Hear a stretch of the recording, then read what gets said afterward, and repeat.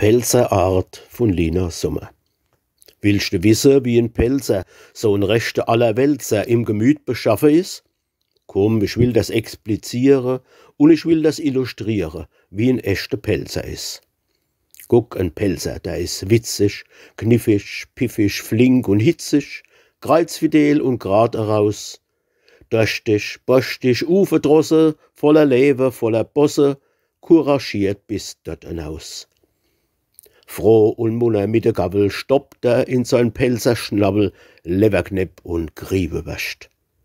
Baut sein Tubak, schlacht sein Schweinchen, petzt die Mädchen, bäscht sein Weinchen, kommt sich vor als wie ein Fest.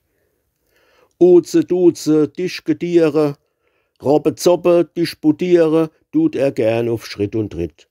Und nur ebbes tut ihn quäle, und nur ebbes tut ihm fehle, Greiche, nee, das kann er nicht.